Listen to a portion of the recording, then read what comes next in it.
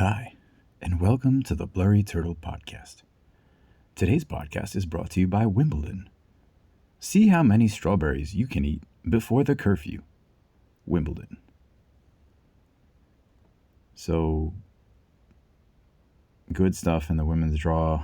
A lot of heroic performances. Still a bunch of upsets.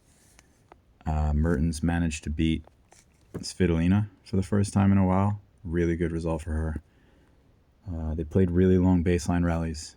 Svitolina really couldn't find her way to score points, which I thought was a bit surprising. She hits the ball a little bigger than Mertens, but she was kind of trying to keep her ground strokes very low in this one. I guess that makes the ball skip a bit more for her, but it's not her usual game. I think sometimes that is a tricky thing with surface changes, is you want to go with your best game, but it doesn't really match what will benefit you in those conditions. So kind of played into Mertens' hands in a strange way, because Mertens does have a really good slice on her backhand and forehand, and she's willing to play both. So, you bring the ball low, and that's good because Mertens can't really score on you with her forehand, but she's just going to hit that inside-out slice, which is not easy to deal with, So Mertens serving helped her there. She managed to hang on in a close tiebreaker in the second. Sets up the 13th meeting with Sabalenka. She's really played her 12 times already on tour, which is incredible. It kind of speaks to Mertens' kind of role on tour. She consistently goes deep in tournaments, but can't really beat the top players. So, when you're not getting upset, you're going to run into the top seeds a lot. And when you're running into the same top seed all the time, you're kind of going to stay in the same place in the rankings. And Mertens has been in that 20 to 30 range for quite some time. Sabalenka probably has a tough time here with the slices. She can get a little careless when the ball goes low, but her defensive skills have improved over the past couple seasons. She has a decent slice on her backhand. It's not going to score any points, but it's going to go over the net. Her forehand can miss a bit, when the ball dips on her. So if Mertens is going to play forehand slices, it's not a bad idea to hit him cross court, honestly. That ball seems like it would be moving back towards the player, so it would hang up, but it's a tricky spot for Sabalenka to hit from. Sabalenka-Raducanu was probably one of the best matches of the day. Raducanu should have won the first set. Probably a bit frustrated by that. I thought she played really well. One spot I didn't love was her forehand choices. I think she played the ball cross court a lot. It could be tough to play, to play a lefty and have that game plan and then switch up the next day and play Sabalenka. But I feel like Raducanu went cross court a lot with her forehand, and Sabalenka kind of wins those exchanges. She's just a little bit bigger, hits the ball a little bit heavier, and she's good at that. I think as the underdog, you want to go down the line more when you have chances on your forehand, and maybe on your backhand, you have to temper your offense, to error ratio. But I think when you have a chance and you're the underdog, you need to go for the shot just to keep the other player on guard. One, because you can kind of trap them into a defensive exchange, and two, because the better player, you have to make them come up with shots to beat you. The fact that they're better means they probably will come up with the shots, but you have to kind of exhaust that option first, I think. Send Sabalenka down the line. If she hits passes as you're coming to net, fine. You have to grind a little bit more. You have to try something else, but that should be the option, I think, as the underdogs, just to put because the top player is not going to go for anything crazy early on. They feel like they're going to win with their ABC game, so that's what they're going to play.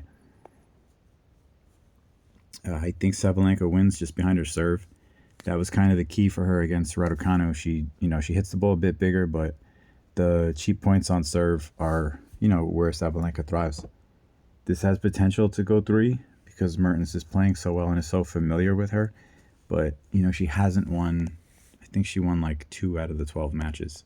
It might have been 1. So really a good spot for Sabalenka, even though the conditions give Mertens a little boost.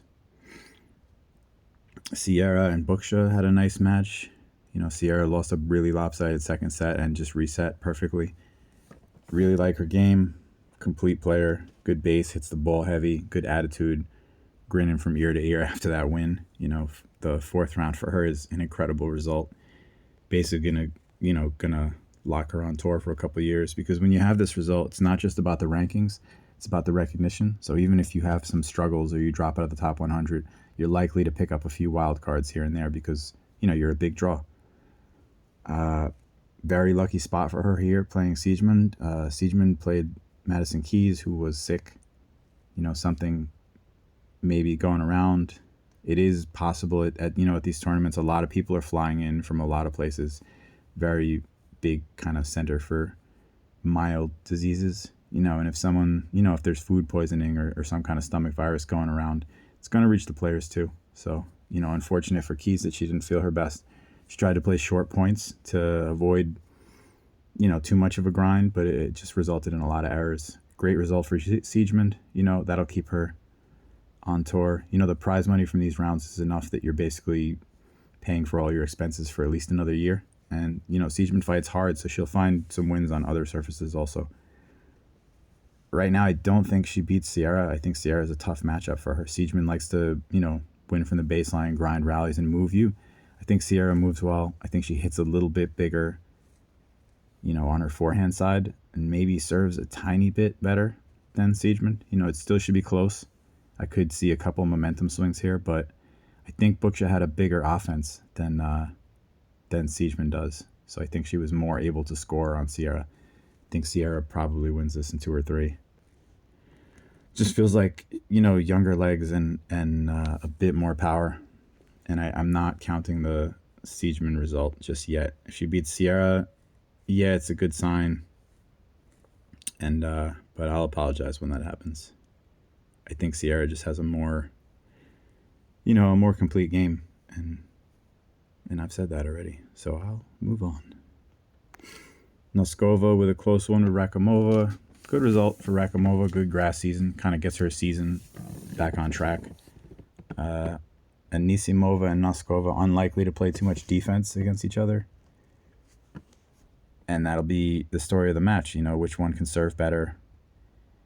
It's easy to say Galfi going to 3 with Anisimova was a warning sign, something to be worried about. But Galfi's forehand hits the ball huge. When you give her a full swing, she scores, and she goes for offense almost constantly. So I think that was more about, law of averages. Anisimova just can't defend forever. She's not really the fastest player. She's not really a lockdown baseliner. It's more about power and ball striking, consistency. She reminds me a little bit of Zhang, honestly. Just like a lighter version with maybe a bit more aggression and accuracy. So I think she can beat Noskova, but I'm slightly partial because I have her going, to the finals at least in this draw. That was when I thought Marketa Vondrousova would beat Sabalenka for me, so this is shifting a bit, but still some interesting spots ahead. Noskova probably loses the backhand exchanges. Anisimova's backhand is one of the best on tour. By the same token, when Noskova has a forehand and hits it inside out, I don't think Anisimova is going to make many of those back at all.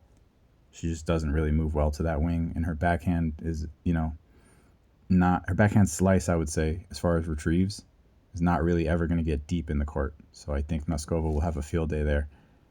Comes down to who serves better. I think should be some close sets. I think Anisimova probably wins in 3. She might be a little bit more able to generate pace when she's tired.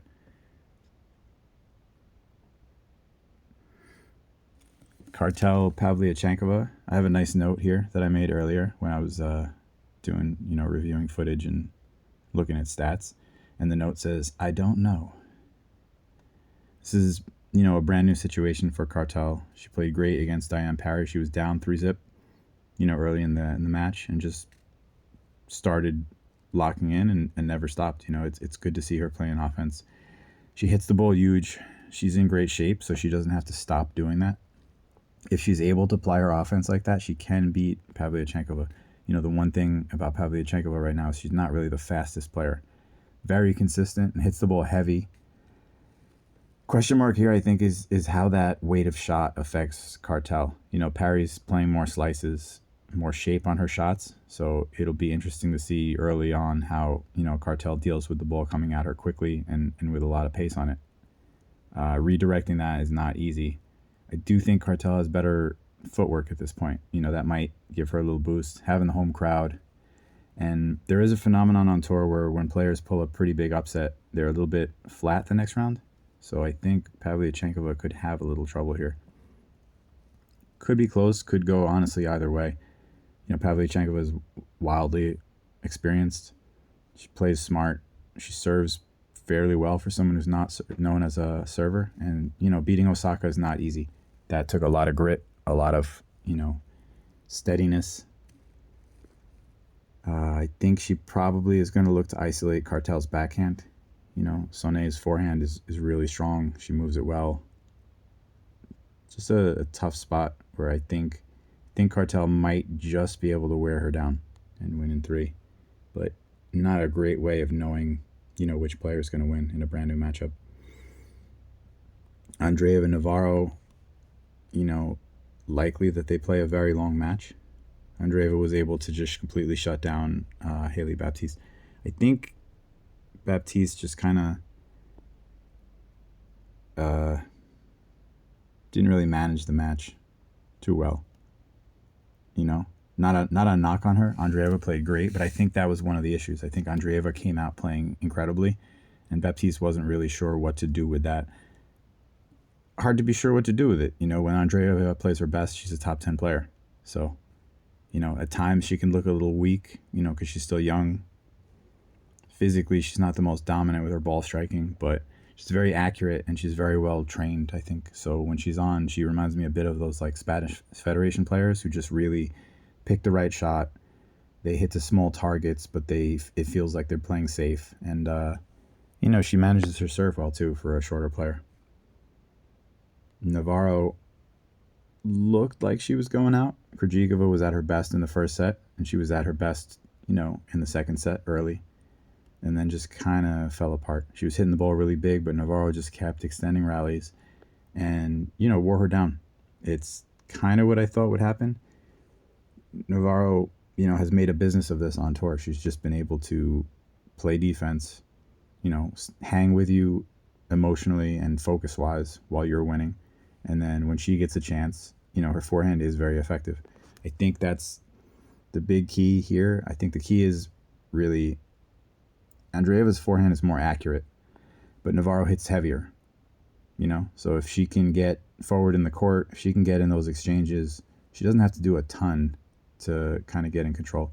The problem, I think, for Emma will be her backhand. Her backhand is flat. It's an interesting technique. Fairly reliable. She uses a lot of slices, but I think Andreeva's backhand is way more reliable. So it's a question of how steady Emma can be with her backhand here. Probably winds up in a third. If you ask me, Navarro isn't really favored here, but I think the conditions give her a little bit of a boost. I don't think Andreeva's that great on grass yet. So I do like Navarro in 3 there also. Dealing with Krejcikova's offense, yeah, she'll fall apart and give you errors, but it's much more difficult than playing Andreeva as far as, running down shots and dealing with big serves. So I think Navarro can get through that one. Just a matter of, consistency. Alexandrova will be happy to be through in straight sets. She was down 5-2 in the second set. Sonmez was playing great, but just had a tough time serving it out. Her serve gets a little spinny, at times. She's not the tallest, not the biggest hitter. She's still very young. These are great results for her, and she's pretty much been qualifying at every major for the last few seasons. So it's, more likely that she just gets on tour at this point and remains there. Her game is really high quality, and she competes well. Just Alexandrova just had, a few lucky bounces on the baseline. The baseline and all the courts is getting pretty chewed up. So, if you're able to hit deep down the middle, you're just going to thrive. I think at this point, Bencic is playing near her best, since on grass, basically, in this grass season. She wasn't really great to start. Was hard to outlast Cocciaretto, but Bencic did it. I honestly thought Cocciaretto was going to win the match after she won the second. She was playing well in the third. Just another, difficult 10-point tiebreak to end the match. Cocciaretto just missed 1 or 2 shots. Bencic got a lucky bounce or two. And Bencic had been steady and just hanging on. That's kind of how it had been going. She was just able to hang on and hold serve, just able to make it to the tiebreaker. And then that steadiness coupled with an error or two from Cocciaretto just kind of, swung the match. I guess it's a mental test. If you're down 2-zip in the tiebreak, you shouldn't feel like you're cooked, but that is what the players seem to indicate by their reactions. Alexandrova just played Bencic in Bad Homburg, which is, I think it's the fastest surface on tour. It's really fast grass. Alexandrova beat her 1-2. I don't think that'll happen again here. Wimbledon's a bit slower. Crossing the finish line is tricky, though. It is. She does counterpunch well. It's the kind of player who, if Sonmez is almost winning a set against Alexandrova, I'd expect Bencic to also. In the third, it's hard to pick a winner. Alexandrova, is in rhythm, better serving than Bencic right now. A bit sharper too. I wonder how Bencic will manage the conditions. She was complaining out loud about the windy stuff today after errors. It didn't seem totally locked into the match and totally confident until she kind of had it done. So against a big offense, I think she'll struggle a little. And again, 1-2 2 weeks ago, it's difficult to make a huge improvement on that. I will say that the price is exactly the same, I think, this week as it was there, which is not a terrific sign for Alexandrova. Everyone who's going to go bet is going to, everyone who's going to bother to Google whether they've played before is going to see 6-1, 6-2, and they're going to take Alexandrova. So the book should be expecting a ton of extra money on that. Bencic has some name recognition, which does bring investment, but I think that indicates that the match is probably going to be as close as the original price was set. So I'm expecting Alexandrova maybe to win, but for it to be a good match. And 6-4, 6-4 is again a good match. Anything is an improvement on 1 and 2, so I'm not saying a lot. I just think these conditions are a little better for Bencic, and she's coming off a decent win. At the same time, Alexandrova should win the early exchanges. She's the better player on grass, but the second set against Sonmez is one she's not going to get back against Bencic. And Bencic is going to play better, week to week, since she hasn't really been completely active this season. Swiatek made me look silly. Really, really good. I don't know if it was her and her team. Really, really good strategic adjustments there, playing Collins. Just lost to her on clay. She was having a bit of a slump on clay, so it's not the worst result. But Swiatek used the body serve just constantly against Collins. She just really hit the ball into her, and Collins was, forced to just reflect the ball, pop it up in the air. It just really lets Swiatek get up in the court and finish points easily. And, that's great. Swiatek is not the biggest server compared to the other, top couple players, Sabalenka, Rybakina. But if she's able to locate her serves well, she's a much different player. And locating your serves isn't always about the corners. She really just strategically undid. I thought this against Collins and Raducanu against Vondrousova were the two biggest, strategic displays of brilliance that I saw this week on either side of the draw. So very impressive from Swiatek. She probably wants to do the same thing against Tauson. Tauson is another player who's going to stand in and try to drive backhands, backhand returns. Tauson's hitting big. She's going for clean winners. It's kind of an Ostapenko situation, but so is Collins. I would say Tauson's stamina could be an issue. But, I thought that this round against Rybakina, I thought Rybakina would serve through her, and it didn't happen. Tauson made a ridiculous retrieve in the tiebreaker. I think it was like 5-4. She was 5-3 down, just fully extended and lobbed Rybakina, and, the whole momentum of that match switched. And that's, something for Rybakina to work on with her team. When she was winning majors, not that anything is totally different now or she can't win, but when she was winning majors, it felt like she was very stoic on the court. Just very, very little reaction to anything, just going about her business. seems a bit more reactive now. I'm not saying that's why Towson won. Towson played a great match, but you kind of have to have quick perspective out there. You're up 5-3, you lose the point on something crazy, you're still up 5-4. You lose the first set, let's say, you're still Elena Rybakina. You have to have that, that deep belief and that resolve to just know that, the situation has changed, but the situation is good anyway. Being out there on the court in the third round of Wimbledon is good. I don't care what the score is. 6-1, 5-1, yeah, you're cooked.